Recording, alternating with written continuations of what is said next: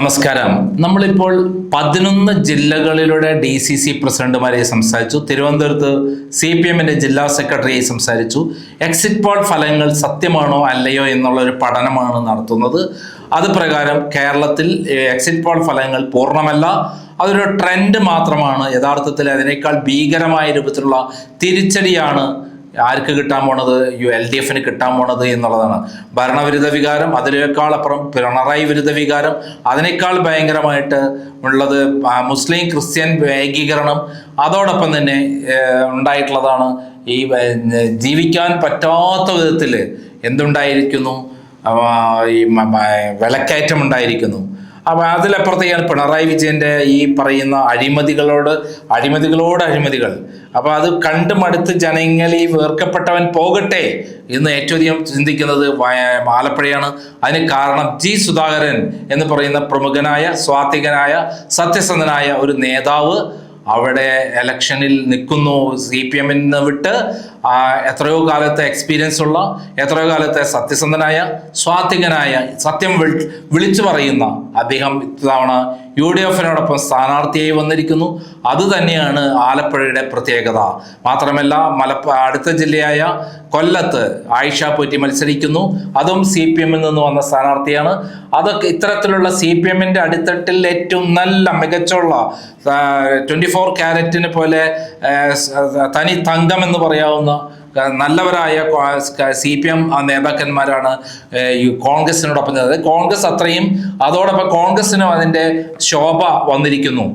ആലപ്പുഴ ജില്ലയെ സംബന്ധിച്ചിടത്തോളം ഇത്തവണ ഉറപ്പായിട്ടും UDF വൻ വിജയം ഉണ്ടാകുമെന്നുള്ള കാര്യത്തിൽ സംശയമില്ല.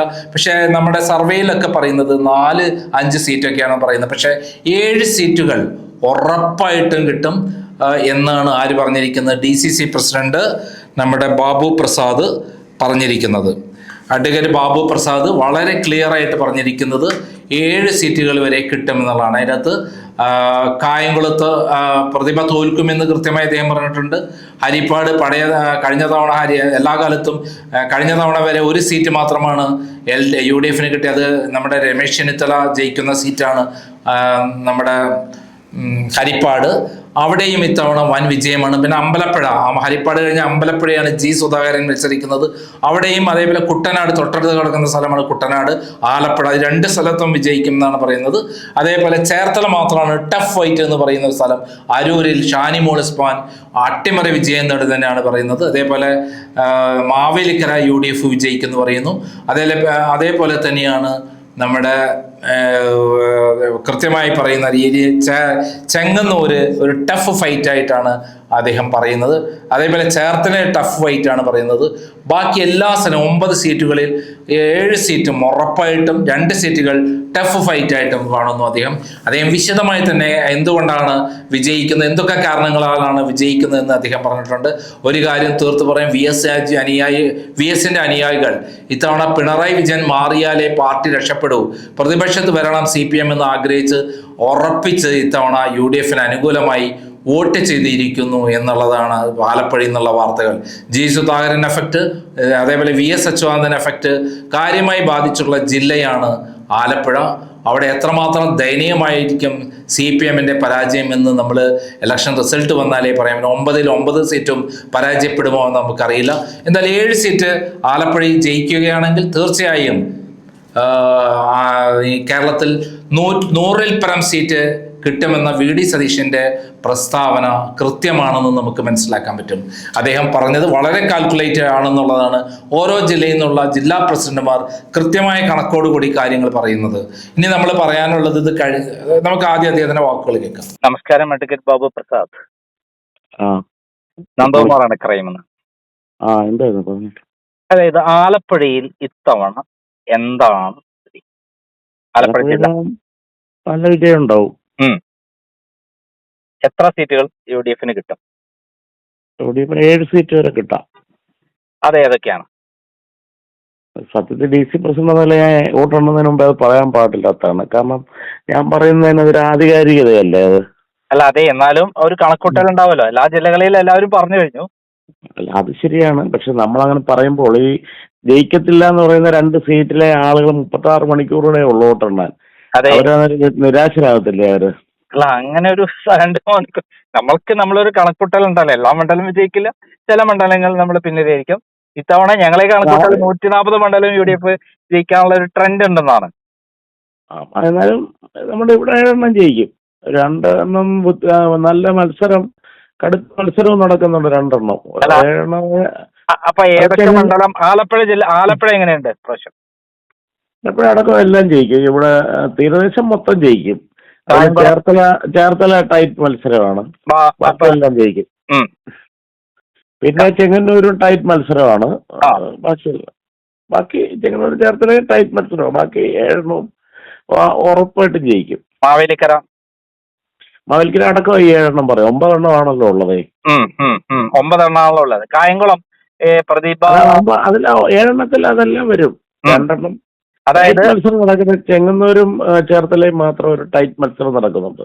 ബാക്കി 7 സീറ്റും നമ്മൾ ജയിക്കും. എന്തൊക്കെ ഘടകങ്ങളാണ് ഇത്തവണ അനുകൂലമായിട്ടുണ്ടായിരുന്നത്? അത് ഇവിടെ 10 വർഷമായിട്ട് ഒരു സീറ്റേ ഉള്ളായിരുന്നു. UDF ഒരു സീറ്റേ ജയിക്കത്തുള്ളായിരുന്നു. അതിനുശേഷം കഴിഞ്ഞ പാർലമെന്റ് തെരഞ്ഞെടുപ്പിൽ 2 പാർലമെന്റ് സീറ്റും ജയിച്ചു. അന്നേരം ഒരു അസംബ്ലി സെഗ്മെന്റിൽ മാത്രമേ പുറകെ പോയുള്ളൂ. 9 8 അസംബ്ലി സെഗ്മെന്റിലും UDF മുമ്പിൽ വന്നു. കഴിഞ്ഞ പഞ്ചായത്ത് തെരഞ്ഞെടുപ്പിൽ 72 12 പഞ്ചായത്തുകളെ ഉള്ളായിരുന്നു.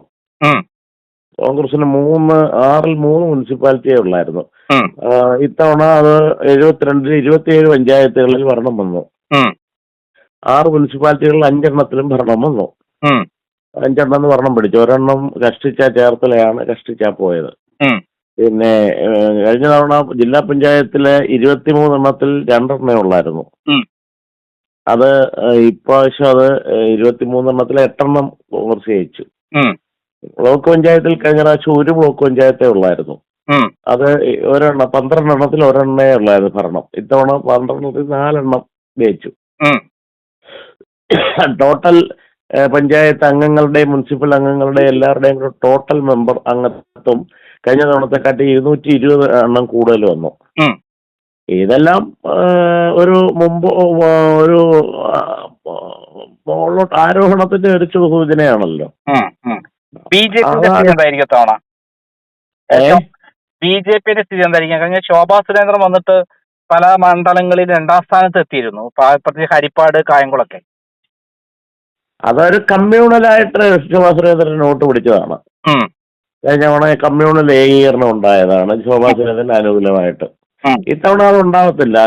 9 പിന്നെ വ്യത്യസ്തമായ സ്ഥാനാർത്ഥികളല്ലേ, ഒരു യൂണിക്കായിട്ടുള്ള സ്ഥാനാർത്ഥി അല്ലല്ലോ. അപ്പൊ അന്നത്തെ അവർക്ക് 6 അസംബ്ലി സെഗ്മെന്റില് അനുകൂലമായി ഉണ്ടായ ആ ഒരു കാറ്റ് ഇപ്രാവശ്യം ഉണ്ടാകത്തില്ല. ഈ CPM-ന്റെ ഉള്ളിൽ നിന്ന് എത്രമാത്രം വോട്ട് UDF-ലേക്ക് ഇത്തവണ വന്നിട്ടുണ്ട്? CPM-ൽ നിന്ന് നല്ല വോട്ട് വന്നതുകൊണ്ടാണ് ഈ തീരദേശത്ത് ഇത്രയും വലിയ വിജയം വരാൻ പോകുന്നത്. അമ്പലപ്പുഴയില് G. സുധാകരൻ എത്രമാത്രം ഭൂരിപക്ഷത്തിന് ജയിക്കാൻ സാധ്യതയുണ്ട്? സുധാകരന്റെ 10,000 വോട്ടിന്റെ ഭൂരിപക്ഷത്തിന് ജയിക്കാം. അദ്ദേഹം വന്നോട് കൂടിയിട്ട് CPM-ന്റെ ഉള്ളിൽ അത് എത്രമാത്രം ഗുണം ചെയ്തിട്ടുണ്ട് നമുക്ക്? അദ്ദേഹം വന്നതുകൊണ്ട് ഗുണം ചെയ്ത് അമ്പലപ്പുഴയും മാവേലിക്കരയും മാത്രമേ ഉള്ളൂ. വേറെ എങ്ങും അദ്ദേഹം വന്നതുകൊണ്ട് ഗുണം ഉണ്ടായിട്ടില്ല. മാവേലിക്കര അവിടെ വേറെ അമ്പലപ്പുഴ നല്ല അദ്ദേഹത്തിന് അനുകൂലമായിട്ടുണ്ട്. മാവേലിക്കരയിലെ അദ്ദേഹത്തിന്റെ ജന്മദേശം എന്ന നിലയിൽ അത് നല്ലപോലെ മാറ്റം ഉണ്ടായിട്ടുണ്ട്. കായംകുളം അദ്ദേഹം മുമ്പ് സ്ഥലമാണല്ലോ.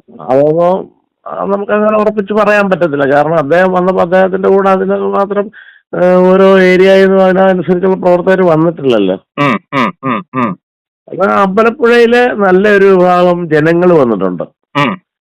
മാവേലിക്കരയിലും നല്ലൊരു ഈ പറഞ്ഞ അദ്ദേഹത്തിന്റെ ആ പ്രദേശത്ത് ചാരുമൂട് ഏരിയ കമ്മിറ്റിയുടെ ഏരിയ നല്ലൊരു വിഭാഗം ജനങ്ങൾ വന്നിട്ടുണ്ട്. ഈ പ്രദീപ അവസാനം ഇരുന്ന് കരിയൊക്കെ ചെയ്തിരുന്നു, അത് ഇലക്ഷനെ ഗുണം ചെയ്യും അവർക്ക്?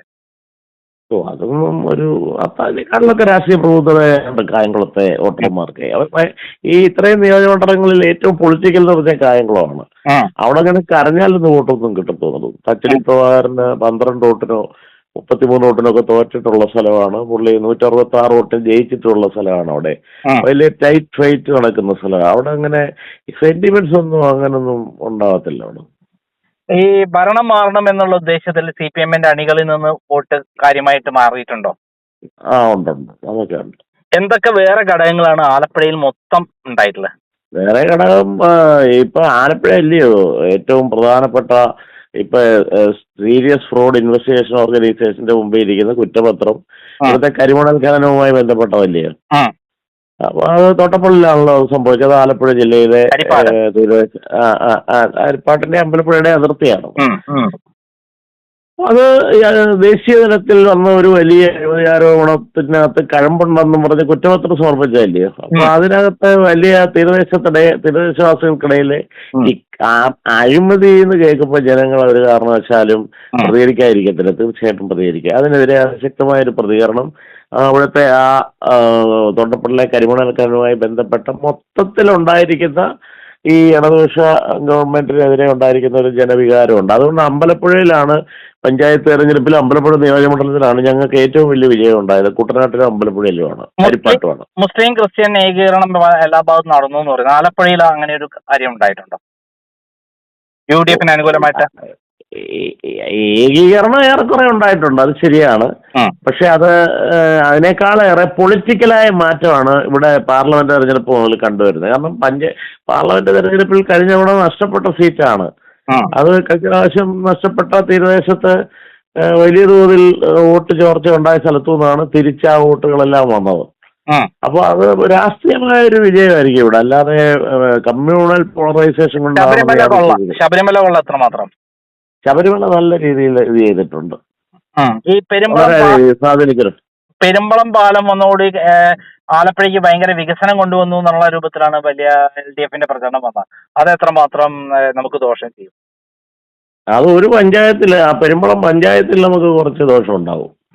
വേറെ ഇപ്പൊ എന്തോ ബാക്കി എത്രയോ രമേശ് ചെന്നിത്തല അതിന് അരിപ്പാട്ട് എത്ര പാലം കൊണ്ട് ഉള്ളില്ലയോ കരുനാഗപ്പള്ളി 2 ജില്ലകളെ തമ്മിൽ ബന്ധിപ്പിക്കുന്ന പാലമല്ലയോ കരുനാഗപ്പള്ളിയും ആലപ്പാടും ആറാട്ടുപുഴയും തമ്മിൽ ബന്ധിപ്പിച്ച 144 കോടി രൂപയുടെ പാലമല്ലയോ.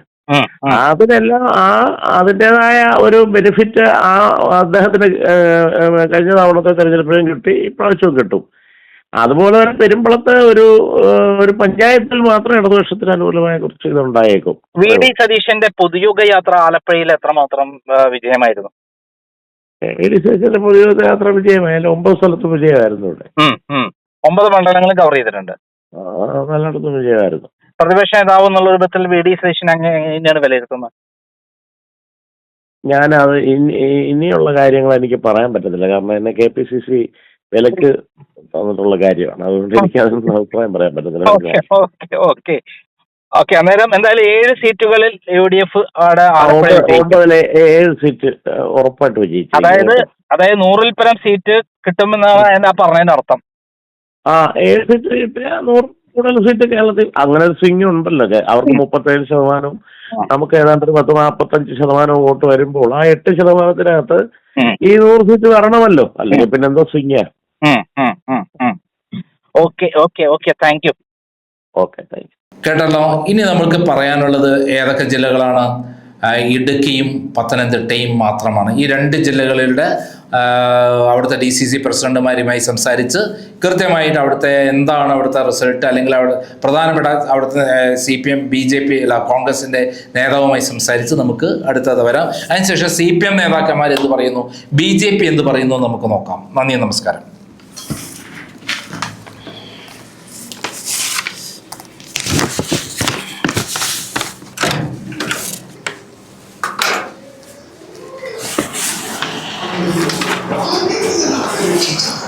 ഭക്ഷണം കഴിച്ചോ?